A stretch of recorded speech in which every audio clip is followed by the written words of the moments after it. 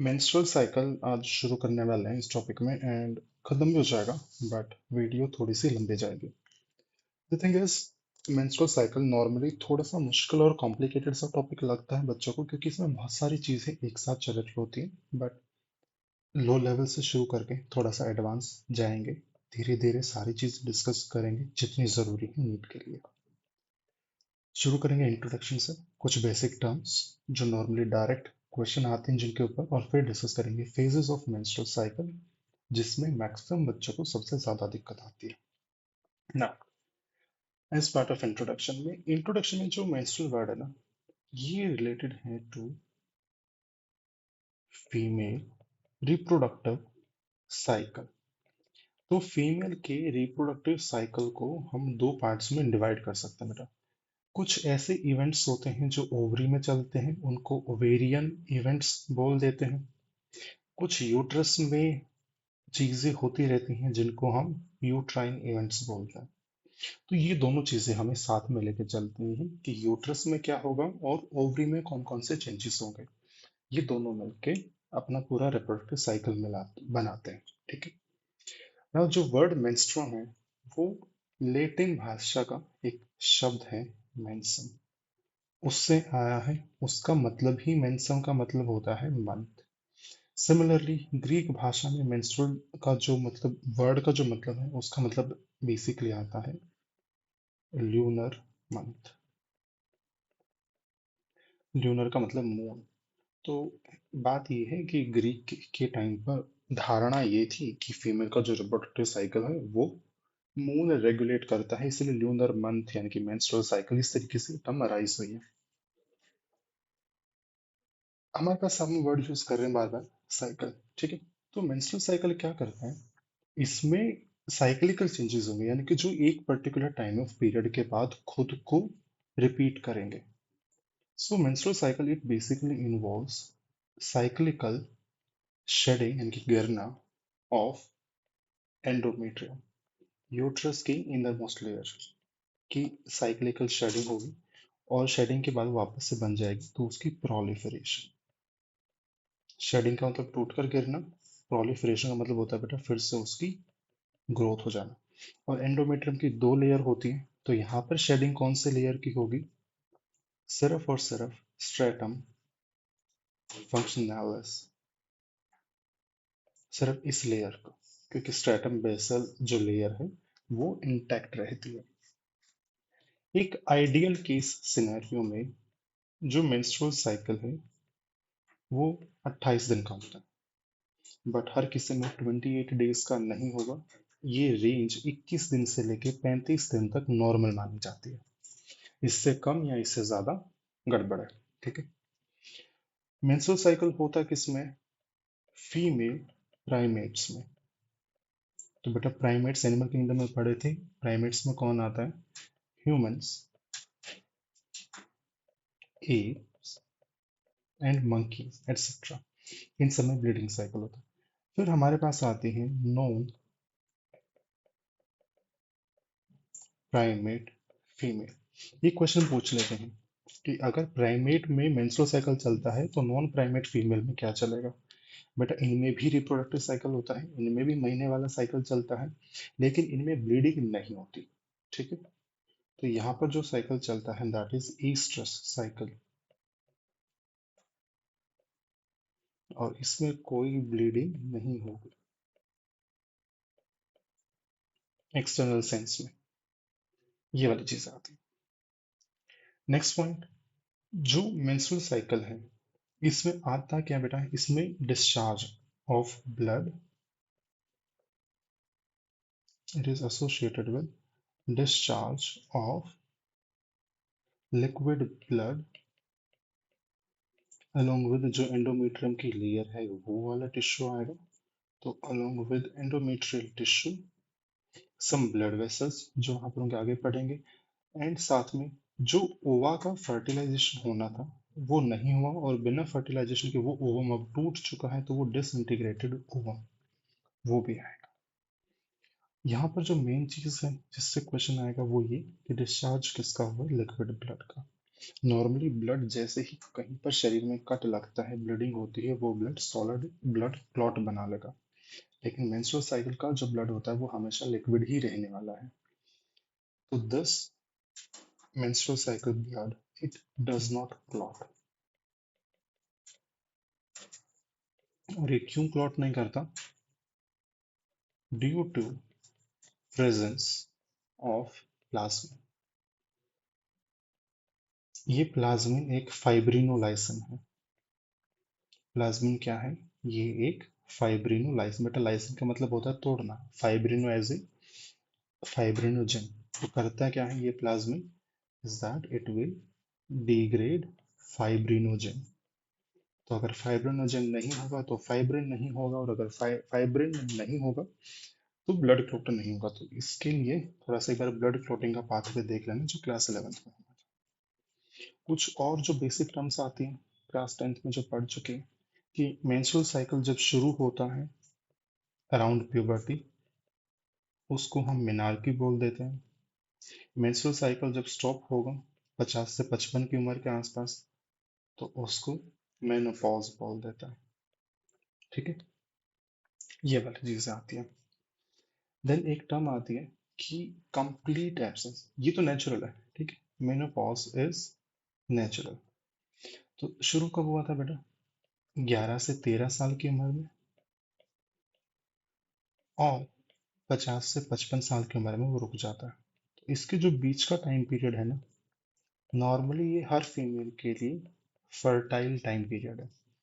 इस fertile time period में अगर एब्सेंस होती है मेंस्ट्रुअल साइकिल की, तो उस कंडीशन को हम क्या बोल देते हैं? That is amenorrhoea. कि नॉर्मली जिंदगी की वो लाइफ, यानी कि वो साल जब पीरियड्स आने चाहिए थे लेकिन मेंस्ट्रुअल साइकिल नहीं आ रही है, तो दैट इज एमेनोरिया। ए का मतलब एब्सेंट, और मेनोरिया एज इन मेंसेस, यानी कि मेंस्ट्रुअल साइकिल नहीं हो रहा। ये चीज एनसीईआरटी में गिवन है। ठीक है, इसके कुछ एनसीईआरटी में रीजंस भी दे रखे हैं। तो क्या क्या कारण हो सकते हैं बेटा जिसकी वजह से मेंस्ट्रुअल साइकिल जो होना चाहिए था नहीं हो रहा है, या बहुत ही ज्यादा इरेगुलर है? सबसे पहला और फोरमोस्ट कारण पुअर डाइट, हमेशा बाहर का जंक फूड खाना। It is associated with malnutrition, शरीर में प्रोटीन की कमी होना, गुड फैट्स की कमी होना, ये सारी चीजें। There could be mental stress, आजकल की जिंदगी में बहुत बड़ा कारण है। And use of some drugs, जो पीरियड्स को या तो बंद करवा देती हैं या डिले करा देती हैं कुछ टाइम तक। ठीक है, तो ये चारों रीजन भी हमें पता होना चाहिए, क्योंकि ये अगेन एनसीईआरटी के गिवन रीजन है। Now the normal amount of blood flow during menstrual cycle is 40 to 80 ml। मतलब मान के चल सकते हो कि up to 100 ml is normal. अगर इससे ज़्यादा है तो वो नॉर्मल नहीं है। अगर वो हर महीने ही इससे ज़्यादा ब्लड फ्लो हो रहा है तो एक बार देखा लेना चाहिए। ठीक है, देन देयर इज, हाँ, दिस टर्म कि अगर 100 ml से ज़्यादा ब्लड फ्लो हो जाता है या ब्लड लॉस हो जाता है, तो उस चीज़ को हम बोल देते हैं मेनोरेजिया। तो मेनोरेजिया का मतलब क्या होगा बेटा? It represents excessive bleeding, excessive bleeding during menstrual cycle, more than 120 ml। हो सकता है साइकिल की लेंथ नॉर्मल हो लेकिन ये हो सकता है। ठीक है, तो एक ये वाली टर्म नहीं पढ़ी है आज। दूसरी एक टर्म आती है, दैट इज डिसमेनोरिया। बेटा डिस का मतलब हम बायो में अगेन हमेशा यूज करेंगे किसी भी चीज के आगे, तो वो पेन को रिप्रेजेंट करता है। तो dysmenorrhoea simply means painful periods और पेनफुल मेंस्ट्रुएशन। नॉर्मली पेन होता है, बट अगर बहुत ज़्यादा पेन हो कि आप अपनी डेली लाइफ एक्टिविटीज़ नहीं कर पा रहे, तो वो चीज़ डिस्मेनोरिया कहलाती है, नॉर्मल नहीं है। अगेन डॉक्टर के कंसल्टेशन ज़रूरी होगा। सिमिलरली और चीज़ें आती हैं इसमें, पॉलीमेनोरिया, ओलिगोमेनोरिया। पॉली का मतलब होता है बहुत ज़्यादा। ठीक है, यहाँ पर फ्रीक्वेंसी बढ़ जाती है साइकिल की, ब्लीडिंग ज़्यादा नहीं होती, ब्लीडिंग नॉर्मल, सब कुछ नॉर्मल है, लेकिन जो 28 दिन का साइकिल था वो छोटा हो गया है। तो जहाँ साल में 12 पीरियड्स आने चाहिए वहाँ 13 या 14 पीरियड्स आ रहे हैं। That is polymenorrhea. So it represents increased frequency of menstruation. But इसमें जो साइकिल का ड्यूरेशन है that is less than 21 days। ठीक है। नेक्स्ट वी हैव इसका उल्टा, वो ओलिगोमेनोरिया कहलाता है। ओलिगो का वर्ड, ओलिगो वर्ड का मतलब होता है फ्यू, बहुत कम। तो यहाँ पर क्या होगा, डिक्रीज्ड फ्रीक्वेंसी ऑफ मेंस्ट्रुएशन। तो जो 12 साइकिल आने चाहिए थे उनकी जगह सिर्फ 8 या 10 साइकिल आए हैं। तो ऑब्वियसली इसमें एक साइकिल का टाइम बढ़ जाएगा, तो पर cycle time is more than 35 days। ठीक है। तो ये भी दो नए टर्म्स पढ़े हमें, ये भी पता होना चाहिए। बेसिक ही था, बिल्कुल बेसिक बेसिक चीजें जो डायरेक्ट टर्म्स आती हैं ऑप्शंस में। अगेन इनमें से मीनाक और मेनोपॉज के ऊपर भी क्वेश्चन आ जाता है। अब आगे चलते हैं, ओवरव्यू की बेसिक है क्या, ठीक है, हो क्या रहा है, चल क्या रहा है। जो हमारा साइकिल है पूरा का पूरा, वो 4 डिफरेंट फेजेस में डिवाइडेड है। सबसे जो पहला फेज आता है दैट इज मेंस्ट्रुअल फेज। इस मेंस्ट्रुअल फेज में बेटा एक्टिव ब्लीडिंग होगी। ठीक है। फिर जो अगला फेज आता है दैट इज फॉलिकुलर फेज। इस फॉलिकुलर फेज के बाद जो अगला फेज आता है दैट इज ओवुलेशन और ओवुलेटरी फेज। फिर ओवुलेशन के बाद जो अगला फेज आता है दैट इज ल्यूटियल फेज। और ल्यूटियल फेज के बाद अगला फेज क्या आएगा, मेंस्ट्रुअल फेज, इन केस अगर ब्लीड प्रेगनेंसी नहीं होती है तो। ठीक है। ओवुलेशन के बाद ये सारी चीजें चलेंगी। अब देखो जो मेंस्ट्रुअल फेज होता है, ये हम पूरा मेंस्ट्रुअल साइकिल आइडियली 28 days का लेके चल रहे हैं। अगेन मैं लिख देता हूँ, आइडियल सिनेरियो है, सबके साथ ऐसा होना जरूरी नहीं है। मेंस्ट्रुअल फेज में कब से कब तक चलेगा बेटा, ये जिस दिन पहली बार ब्लीडिंग होगी वो फर्स्ट डे काउंट करेंगे और ये चलेगा अप टू डे 5। ठीक है। फॉलिकुलर फेज आपका चलता है फ्रॉम अगला दिन, ब्लीडिंग के बाद जो अगला पहला दिन होगा, ठीक है, छठे दिन से लेके 13वें दिन तक, day 6 to day 13। Then at day 14 ovulation होगा, और उसके बाद नेक्स्ट डे 15 से लेके डे 28, ये क्या चलेगा, ल्यूटियल फेज। और फिर ल्यूटियल फेज के बाद वापस से मेंस्ट्रुअल फेज चलेगा। सारी कहानी जो मेंस्ट्रुएशन से रिलेटेड है that is all dependent on different hormones. ये चीज याद रखना, एक तो इनका कौन सा फेज है, इसके बाद कौन सा फेज आता है, कौन से हॉर्मोन्स इन्वॉल्व है, बहुत ही जरूरी है। एक छोटी सी इंफॉर्मेशन और इसमें, ओवुलेशन से पहले वाला जो फेज है वो ये फॉलिकुलर फेज है। तो इस फॉलिकुलर फेज का दूसरा नाम क्या है, it is also known as pre ovulatory phase. और ओवुलेशन के बाद क्या आया अपने पास, ल्यूटियल फेज। तो ल्यूटियल फेज का दूसरा नाम क्या हो जाएगा बेटा, पोस्ट ओव्यूलेटरी फेज। ये बस एक एडिशनल टर्म है। अब हॉर्मोन्स के कारण ये चारों फेज आ रहे हैं, तो किस फेज में कौन सा हार्मोन कम जा रहा है बस वो देखेंगे, डिटेल बाद में आएगी। मेंस्ट्रुअल फेज में जो हार्मोन नीचे जा रहा है, प्रोजेस्टेरॉन की अमाउंट कम होगी, ईस्ट्रोजन की अमाउंट कम होगी। लेकिन इसके साथ साथ अब प्रोजेस्टेरॉन और एस्ट्रोजन कम होते हैं तो जो एफएसएच होगा वो बढ़ना शुरू करेगा, जो लुटेनाइजिंग हार्मोन होगा वो बढ़ना शुरू करेगा। ठीक है। फॉलिकुलर फेज में प्रोजेस्टेरोन तो नीचे है, लेकिन डेवलपिंग फॉलिकल है, डेवलपिंग फॉलिकल से बेटा ईस्ट्रोजन बनना शुरू हो जाता है। तो ये फेज थोड़ा सा कॉम्प्लिकेटेड फेज है। यहाँ पर नॉर्मली क्या होगा, एक चीज याद रखना कि oestrogen concentration dependent role play करता है। इनिशियली ईस्ट्रोजन कम था, तो उसकी वजह से एलएच कम था। फिर जब एक डोमिनेंट फॉलिकल बन जाती है तो फॉलिकल बहुत सारा एस्ट्रोजन रिलीज करती है, तो इसी फेज में क्या होगा, इसी फेज के लास्ट पार्ट में एस्ट्रोजन बढ़ जाता है, उसकी वजह से एलएच बढ़ जाता है। वो एलएच इतना ज्यादा बढ़ जाता है नॉर्मल अमाउंट से, 8 से 10 गुना, तो उसको हम बोल देते हैं एलएच सर्ज। और एफएसएच भी बढ़ा हुआ होगा एट डे 14। ठीक है। डे 14 के बाद जब ओवुलेशन हो जाता है तो लूटियल फेज आता है। लूटियल फेज में प्रोजेस्टेरॉन डोमिनेंट रहेगा, तो यहाँ पर प्रोजेस्टेरॉन हाई है। प्रोजेस्टेरॉन के साथ साथ बेटा ईस्ट्रोजन भी हाई होगा, कि कॉर्पस ल्यूटेम बना रही है। प्रोजेस्टेरॉन थोड़ा सा ज्यादा होगा, लेकिन इस फेज में एफएसएच कम है, एलएच कम है।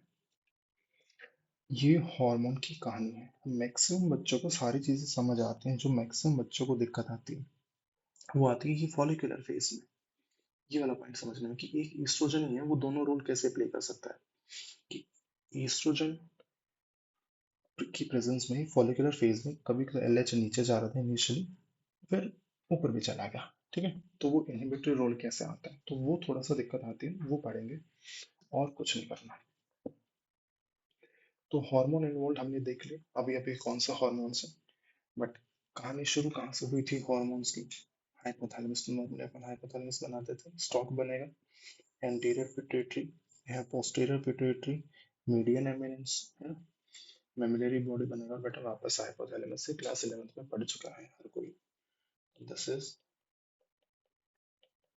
हाइपोथैलेमस, मेन पार्ट में लेबल कराओ, ये स्टॉक वाला पार्ट है, एंड दिस इज पिट्यूटरी, और ये वाला anterior pituitary. Hypothalamus, it releases gonadotropin releasing hormone. This hormone will act on anterior pituitary. फिर anterior pituitary से क्या रिलीज होगा, FSH एंड LH। ये दोनों के दोनों हार्मोन किसके ऊपर काम करते हैं, ovary.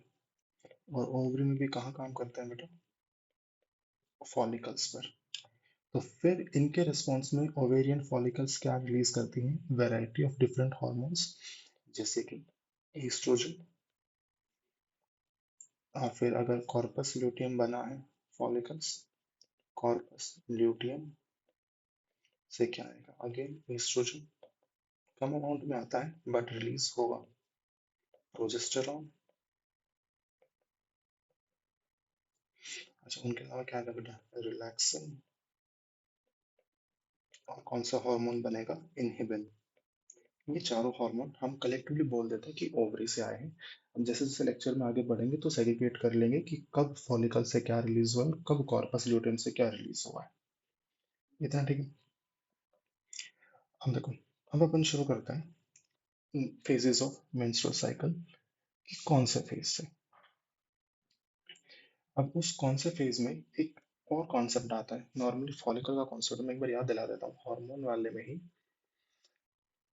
Production of estrogen by follicle. ठीक है, एस्ट्रोजन प्रोडक्शन बाय फॉलिकल। देखो फॉलिकल का ना स्ट्रक्चर सबको पता है कि हमारे पास, मैं एक रफ, बहुत ही रफ डायग्राम बना रहा हूँ। हमारे पास ओ साइट है, इसकी ओ लेमा होगी, बेटा जोना पेलिसोडा की लेयर होगी, है ना। यहाँ पे हमारे पास ऐसे कुछ करके क्यूमुलस के सेल्स होंगे। इन क्यूमुलस के सेल्स के बाहर इधर हमारे पास ग्रेनुलोसा सेल्स हैं। देन इन ग्रेनुलोसा सेल्स के बाहर इधर हमारे पास होगा थीका इंटरना, एंड इसके बाहर होगा हमारे पास थीका एक्सटर्ना। और ये अंदर वाली कैविटी है एंट्रम कैविटी, दिस कैविटी, ये वाली चीजें चल रही है। ठीक है, तो लेट्स सी, ये थीका की सेल्स हैं, इंटरना है, and these are normal granulosa cells. हम इमेजिंग देखेंगे कि एफएसएच और एलएच का यहाँ पर क्या रोल है, राइट। तो जीएनआरएच की प्रेजेंस में जैसे ही एफएसएच आता है और एलएच आते हैं, तो कौन कौन सी चीजें होंगी। ये हमारे पास दो डिफरेंट सेल हैं इसी फॉलिकल के। द फर्स्ट वन, ये बेटा थीका का सेल है, इंटरनल लेयर का। जो दूसरा है मेरे पास ये वाला सेल, ये ग्रेनुलोसा सेल है। ठीक है। होता क्या है कि ल्यूटिनाइजिंग हार्मोन आया और उस ल्यूटिनाइजिंग हार्मोन का रिसेप्टर इस थीका इंटरना की लेयर के ऊपर है। तो this is luteinizing hormone receptor. अब जैसे ही ये हार्मोन इसके साथ इधर आके बाइंड करेगा तो याद करो सेकेंडरी मैसेंजर्स बनते हैं मेम्ब्रेन बाउंड रिसेप्टर के साथ। थीका इंटरना की प्रेजेंस में यहाँ पर क्या बनेंगे, सेकेंडरी मैसेंजर्स, जैसे कि सी ए एम पी। ये क्लास 11th का पार्ट है।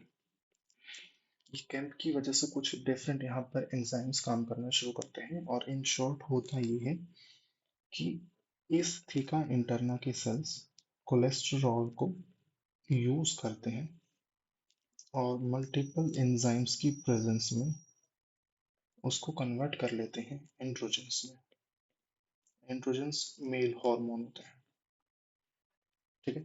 एंड्रोजन कौन से बनते हैं, दो एंड्रोजन बनेंगे, मेल एंड्रोस्टेनिडाइन, एंड्रोस्टेनिडाइन, और प्लस क्या बनता है, testosterone, small amount, but it is there. ये बेटा एंड्रोजन इधर बाहर आता है इस एरिया में। यहाँ से ये एंड्रोजन कहाँ जाएगा, ग्रेनुलोसा सेल्स में। एंड्रोजन ग्रेनुलोसा सेल्स में क्या होता है कि एफएसएच हार्मोन, इधर भी ऐसे ही एफएसएच का एक रिसेप्टर मिलेगा। तो this is FSH follicle stimulating hormone receptor. But यहाँ पर इसके साथ क्या बाइंड करेगा, एफएसएच बाइंड हार्मोन बाइंड करेगा। फिर से वही सेकेंडरी मैसेंजर्स वगैरह बनेंगे और उसकी वजह से यहाँ पर प्रोडक्शन होता है इस सेल के अंदर एरोमेटेज एंजाइम का। इस एरोमेटेज एंजाइम की प्रेजेंस में ये एंड्रोजन को ये एरोमेटेज एंजाइम किस में कन्वर्ट कर देगा, ईस्ट्रोजन में।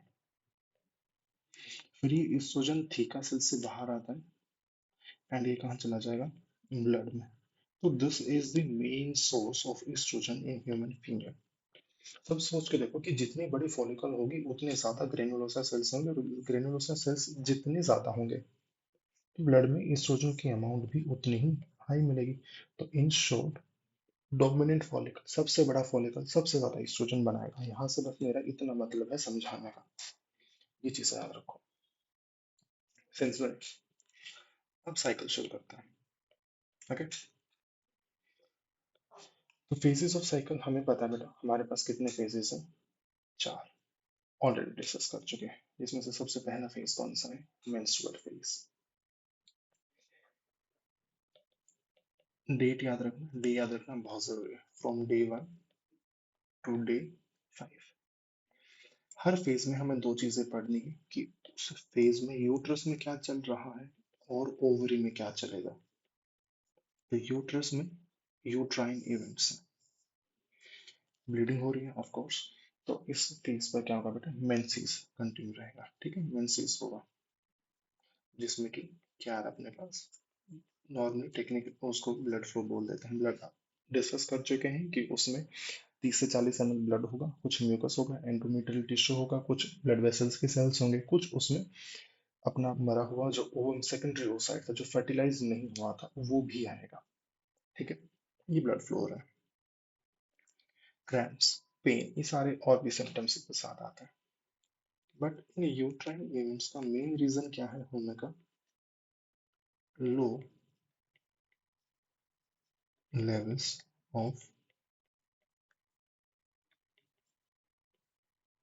Progesterone and oestrogen. ठीक है, प्रोजेस्टेरोन और ईस्ट्रोजन बहुत ही ज्यादा लो हो गई, ये चीज याद रखना बहुत जरूरी है। या तो सिर्फ इतना याद रख लो या ये देख लो कि ये इसकी वजह से ब्लीडिंग कैसे हुई है। तो जब ये लो लेवल होते हैं प्रोजेस्टेरॉन और ईस्ट्रोजन के, तो ये लोकल टिश्यू में, एंडोमेट्रियम के टिश्यू के आसपास क्या करता है कि दे स्टिमुलेट रिलीज ऑफ प्रोस्टाग्लैंडिन्स। तो बेटा प्रोस्टाग्लैंडिन्स भी एक टाइप के लोकल हार्मोन्स हैं जो एक ही एरिया पे असर दिखाते हैं। जैसे प्रोजेस्टेरोन ईस्ट्रोजन ब्लड फ्लो में पूरे शरीर में घूम रहे हैं, प्रोस्टाग्लैंडिन्स ऐसे नहीं घूमते हैं, एक एरिया पे घूमेंगे। ये क्या करते हैं कि इन प्रोस्टाग्लैंडिन्स की वजह से the prostaglandins they constrict arterioles that supply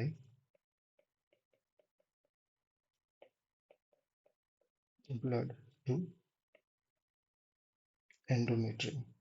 तो एंडोमेट्रियम की लेयर तक खून नहीं पहुंचेगा, ऑक्सीजन नहीं आएगी, ग्लूकोज खाना पीना नहीं आ रहा है। और हम बात किसकी कर रहे हैं? Stratum functionalis.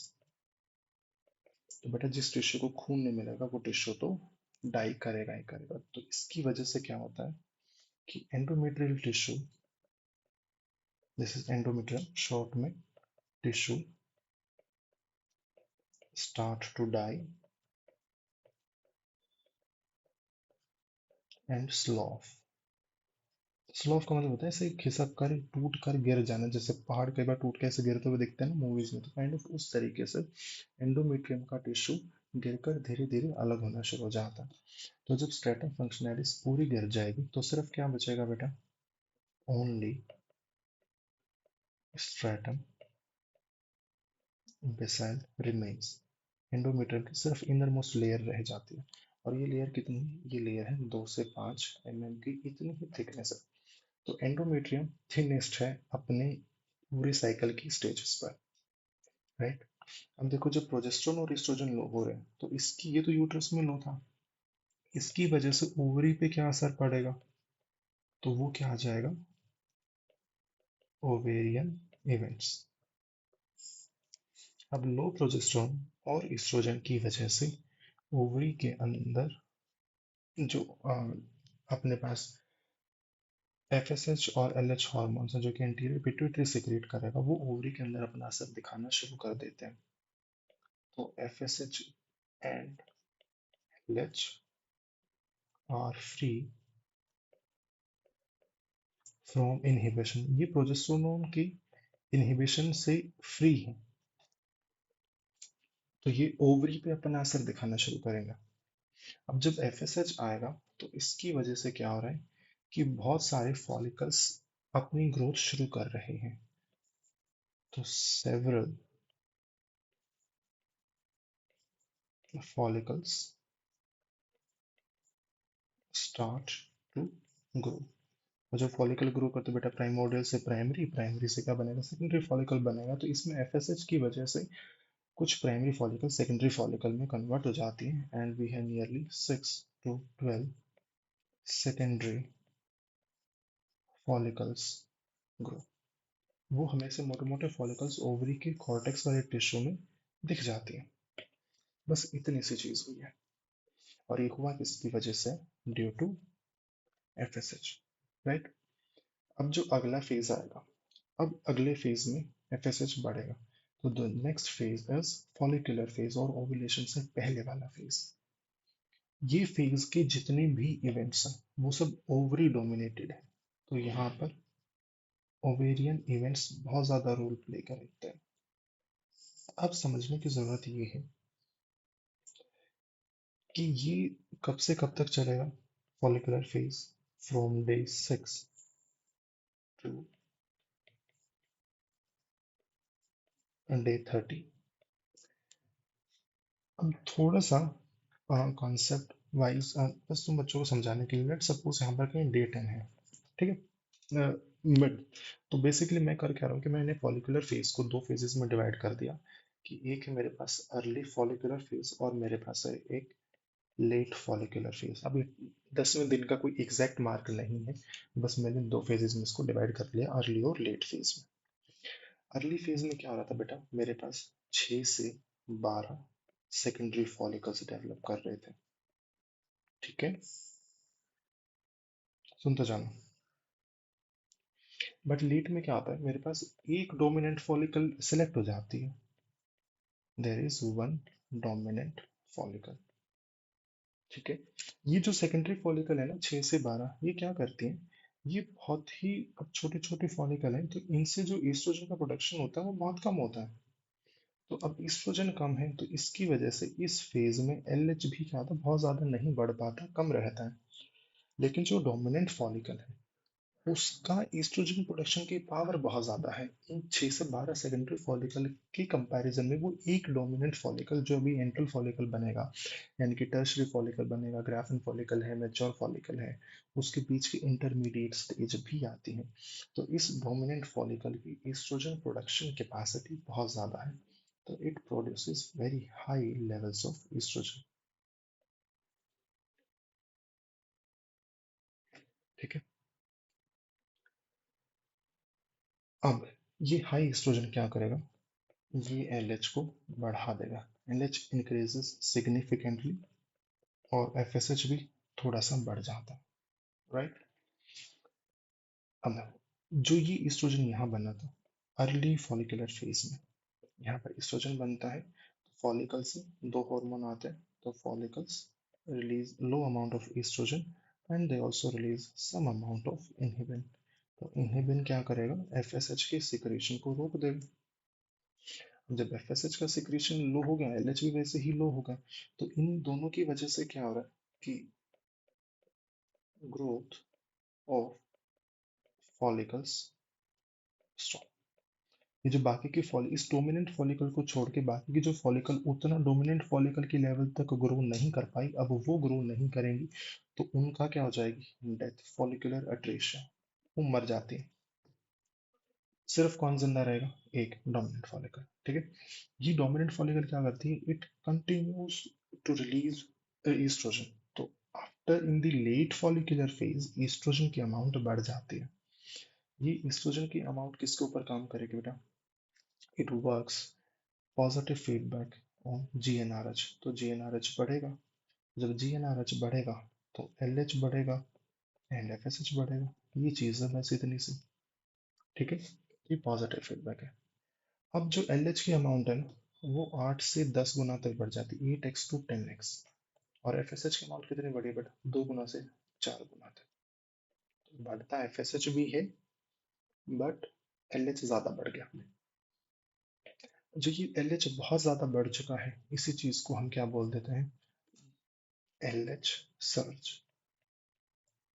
और ये एल एच सर्ज आते आते कौन सा दिन आ चुका है, ये होता है अराउंड डे 13, 12 से लेके 14वें दिन के बीच में होता है, तो डे 13, 14, मतलब जब ओवुलेशन होता है उससे 30 से 36 घंटे पहले।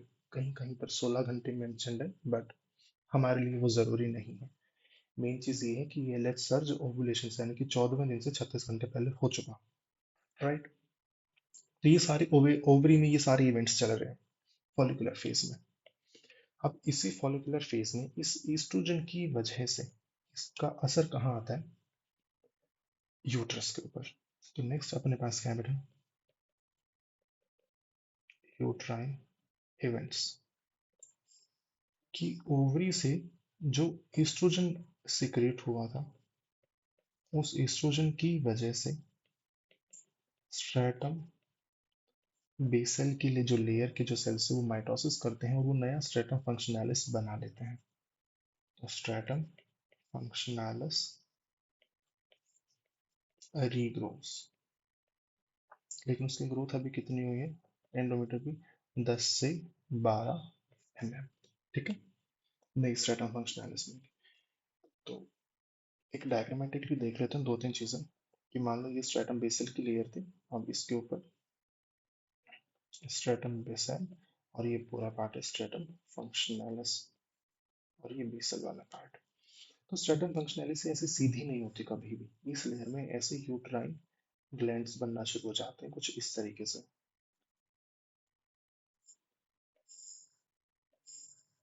तो ये वाली लेयर है बेटा stratum basal, this is stratum functionalis. और जो ये वाला स्पेस होगा, ये आपकी यूट्रस की कैविटी वाला स्पेस होगा, यूट्रस कैविटी। और इसके नीचे इधर मायोमेट्रियम मिलेगा and then we have perimetrium. तो इस तरीके से ये जो नीचे इन्वेजिनेशंस देख लो ना, these these are your short straight uterine glands. ये याद रखना बहुत जरूरी है। एनसीईआरटी के डायग्राम में भी गिवन है, नाम नहीं गिवन, स्ट्रक्चर डायग्राम में दिया हुआ है। ठीक है। अब दूसरा होता क्या है कि आर्टरी जैसे यहाँ से एंटर करती है ना मायोमेट्री वगैरह में और स्ट्रेटम बेसिल तक, तो आर्टरी और आर्टीरियोल्स यहाँ पर स्ट्रेट होता है, बिल्कुल आपको ऐसा दिखेंगे। लेकिन वो स्ट्रेटम फंक्शनैलिस में जैसे ही एंटर करता है तो वो ऐसे स्पाइरल शेप में हो जाते हैं। ठीक है, ये वाली भी ऐसे इधर स्पाइरल बना लेगी। स्पाइरल का मतलब क्या है, स्प्रिंग की तरह से घूमी हुई सी है। तो ये जो चीज है बेटा, these are known as spiral uterine arterioles. अब स्ट्रेटम फंक्शनैलिस को ब्लड सप्लाई करने के लिए ये भी डेवलप हो चुकी है। इतना ठीक है। इतना ही था यूट्राइन इवेंट्स में, इससे ज्यादा कुछ नहीं है। और ये सब कुछ हुआ किसकी वजह से, ड्यू टू ईस्ट्रोजन। ग्लैंड्स बन गई, एंडोमेट्रियम की थिकनेस बढ़ चुकी है, यूट्राइन आर्टीरियोल्स स्पाइरल हो चुके हैं, क्वाइट हो चुकी हैं, तीन चीजें खत्म। The next phase is ovulatory phase, क्योंकि ईस्ट्रोजन बहुत ज्यादा बढ़ता जा रहा था जिसकी वजह से हुआ क्या था, एलएच सर्च। तो ओवुलेटरी फेज किसकी वजह से हुआ था, एलएच सर्च। कब हुआ था, एट डे 40। इसकी डे 14 की वजह से क्या होता है, एलएच सर्ज की वजह से क्या होगा कि एलएच सर्ज की वजह से जो मैच्योर ग्राफियन फॉलिकल थी, that Graafian follicle it ruptures. तो बेटा रप्चर करके उससे क्या निकल जाएगा, सेकेंडरी oocyte, वो अलग हो गया। और जो बाकी का फॉलिकल का रिमेनिंग हिस्सा था, जो थीका के और ग्रेनुलोसा के जो सेल्स थे, वो किस में कन्वर्ट हो जाते हैं, दे फॉर्म कॉर्पस ल्यूटियम। और ये क्या है बेटा, this as a temporary endocrine gland. ठीक है, ये चीजें हुई है ना।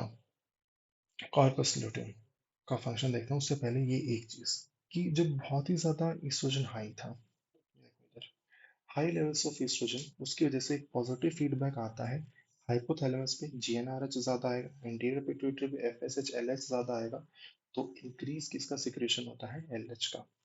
ठीक है। इस डायग्राम में देखो इधर हमारे पास ओवरी, ये ओवेरियन कॉर्टेक्स है इधर, ओवेरियन की बाहर की लेयर है, एपिथेलियल लेयर। ठीक है। हमारे पास यहाँ पर मैच्योर ग्राफियन फॉलिकल है, ये देखो ग्राफियन फॉलिकल, ये सेकेंडरी ओसाइट, उसकी उलेमा, उसके बाहर जोना पेलिसोला दिख रही है ब्लू कलर में, कोरोना रेडिएटा के सेल्स हैं ये वाले, क्यूमुलस ओफोरस के सेल्स हैं, मेम्ब्रेना ग्रैन्युलोसा के सेल्स हैं, we have theca interna and we have theca externa के sales.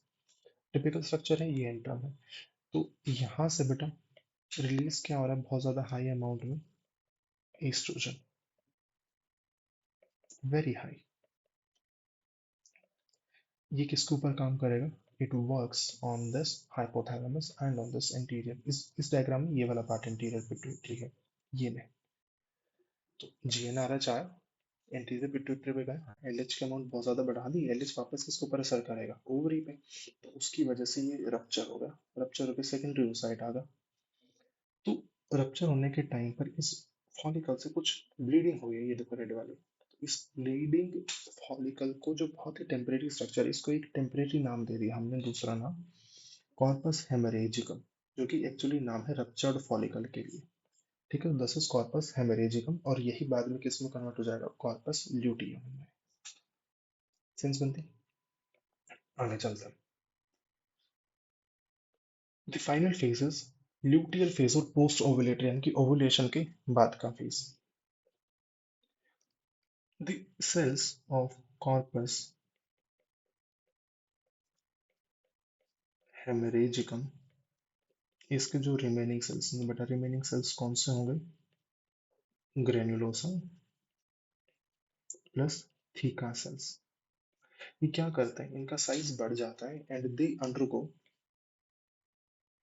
a process which is known as luteinization. और luteinization किसकी वजह से हो रहा है?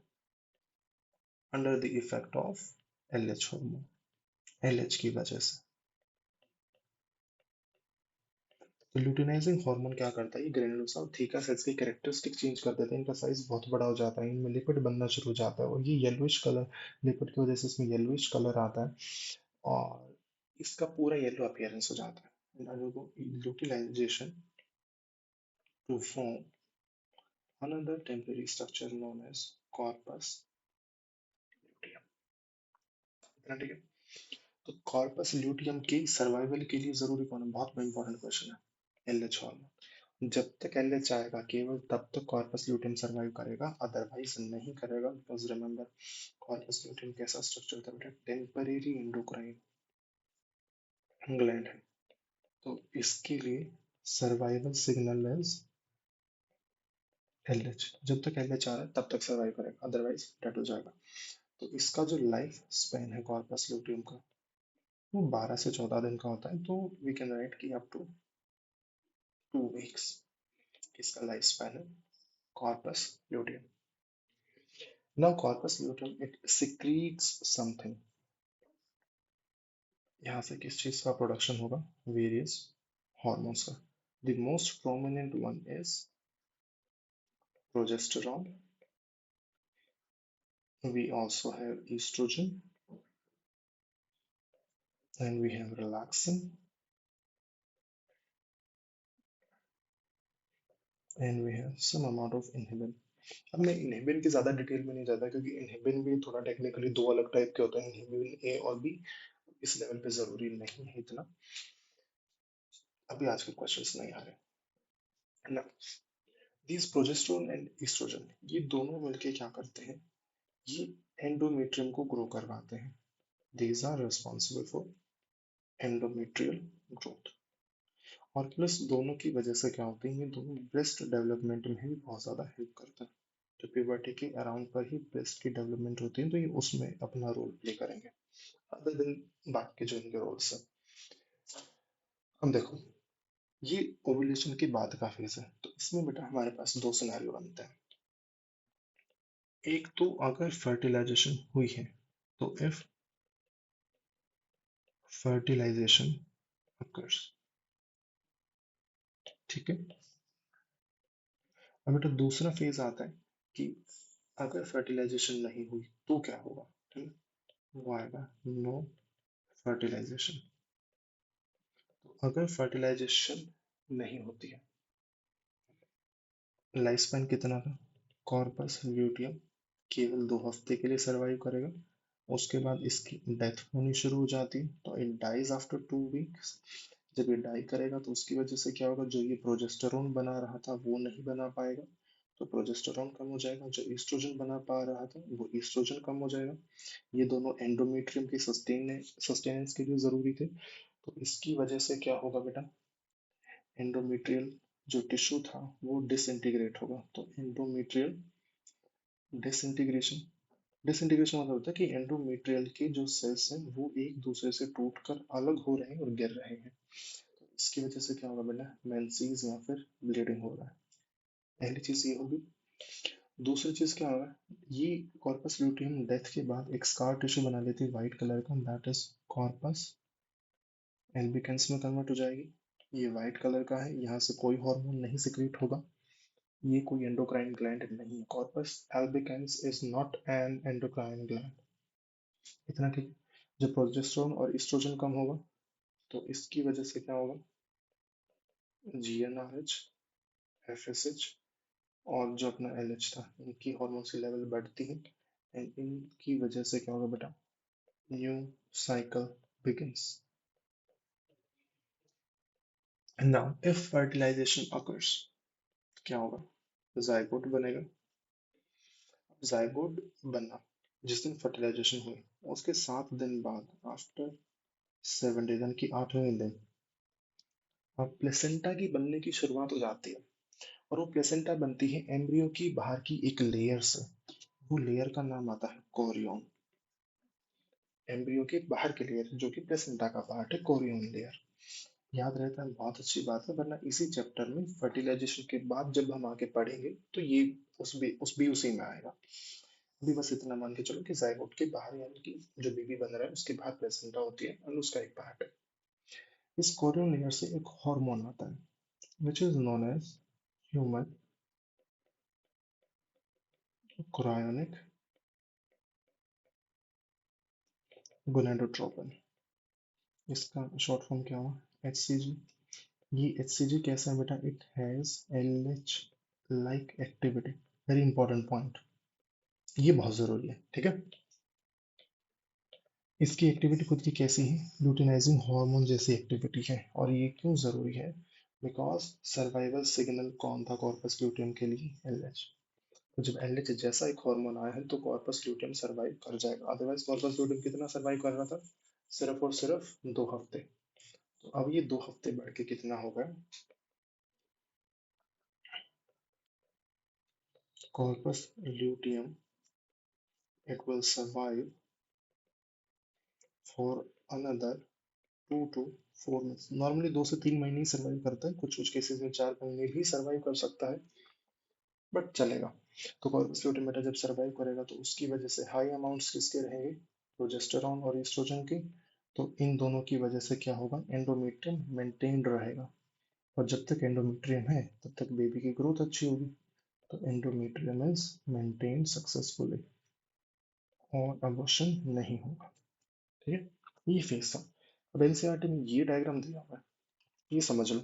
इतना ही है मेंस्ट्रुअल साइकिल। जो अब तक हमने सारी कहानी पढ़ी है वो इस डायग्राम में समराइज है। एक तरफ इसमें अलग अलग इवेंट्स हैं, 4 अलग इवेंट्स हैं हमारे पास कि पिट्यूटरी के हॉर्मोन्स, ओवरी के इवेंट्स, ओवरी के हॉर्मोन्स और यूट्राइन इवेंट्स पूरे मेंस्ट्रुअल साइकिल में पहले दिन से लेके 28वें दिन तक कैसे अलग अलग चलते हैं, क्या इनमें चेंजेस आते हैं, बस वो 3 चीज। यूट्राइन इवेंट से लेके शुरू करते हैं कि शुरू के 5 दिन तो ब्लीडिंग होगी क्योंकि वो मेंस्ट्रुएशन फेज चल रहा है। तो उसकी वजह से क्या होगा बेटा कि एंडोमेट्रियम की थिकनेस कम हो जाती है, बताया था। सिर्फ स्ट्रेटम बेसिस रहेगा 2 से 5 mm। अब इस पहले 5 दिन में यहाँ से एफएसएच और एलएच की अमाउंट थोड़ी सी देखो इधर बढ़नी शुरू हो रही है, एलएच की, ठीक है। एफएसएच हल्का सा फिर भी कम होता हुआ दिखा रहा है इस डायग्राम में, लेकिन एलएच थोड़ा सा बढ़ रहा है। इस वाले पॉइंट पे अभी ना ही बात करो। डेवलपिंग फॉलिकल्स डेवलप होना शुरू हो जा रहे हैं, राइट। आगे चलता है। 5 दिन से लेके अगले 13वें दिन तक इतना टाइम पीरियड, ये किसका है बेटा? ये पूरा का पूरा टाइम पीरियड है फॉलिकुलर फेज और प्रोलिफेरेटिव फेज। इसमें डेवलपिंग फॉलिकल से क्या आ रहा था? ईस्ट्रोजन आ रहा था। तो इनिशियली देखो यहाँ तक 10वें दिन तक तो जब ईस्ट्रोजन आया तो बहुत ज्यादा ईस्ट्रोजन नहीं था, तो उसकी वजह से क्या हो रहा है? एलएच और एफएसएस बहुत ज्यादा नहीं बढ़ पा रहे, वो बेसिक बेसल लेवल के आसपास ही है लगभग, ठीक है। हल्की सी अमाउंट बढ़नी शुरू हुई है एलएच के लिए, लेकिन एफएसएच कम है। लेट फॉलिकुलर फेज में क्या हो रहा है कि एक डोमिनेंट फॉलिकल सेलेक्ट हो गई। इस एक डोमिनेंट फॉलिकल ने देखो ईस्ट्रोजन बहुत ज्यादा बना दिया। अब जैसे जैसे यहाँ से यहाँ तक ईस्ट्रोजन बढ़ा, यूट्रस में एंडोमेट्रियम की थिकनेस बढ़ी और एलएच के हार्मोन को सर्ज मिला और एफएसएच हार्मोन भी बढ़ा। एलएच का हार्मोन बहुत ज्यादा बढ़ गया, तो इसी को हमने एलएच सर्ज बोल दिया। एंडोमेट्रियम की रिपेयर शुरू हो चुका, ओवुलेशन होगा। ये सारे इवेंट्स कब हुए हैं? At day 40, mid of the cycle. Ovulation के बाद बेटा ये कॉर्पस ल्यूटियम बनेगा, ये कॉर्पस हेमरेजिकम है। कॉर्पस ल्यूटियम बना पीले रंग का, उस कॉर्पस ल्यूटियम ने क्या करा? प्रोजेस्टेरोन बनाना शुरू करा। और पहले प्रोजेस्टेरोन बनता है, फिर थोड़े टाइम में एस्ट्रोजन भी बनना शुरू हो जाता है। इन दोनों की वजह से ल्यूटियल फेज और सिक्रेटरी फेज में क्या हो रहा है कि एंडोमेट्रियम की थिकनेस बढ़ गई।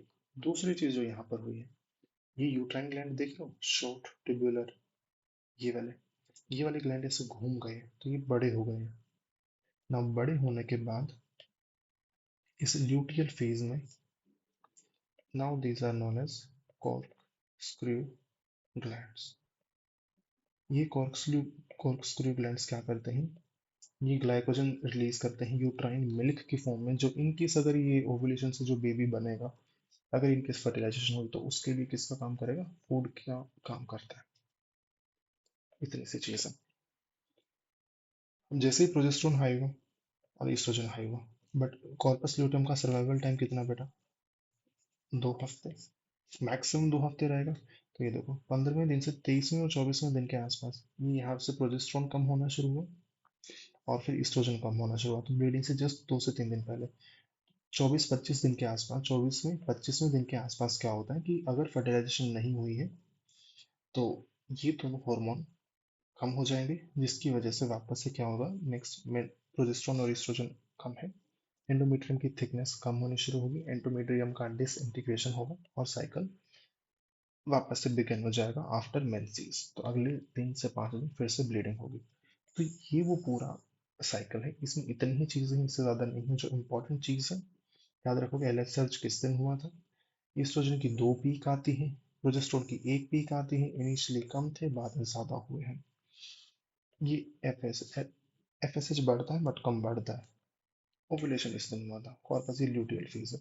और रिग्रेसिंग कॉर्पस ल्यूटियम फिर क्या बना लेगा, कॉर्पस एल्बिगेंस। तो बेटा इतना ही है।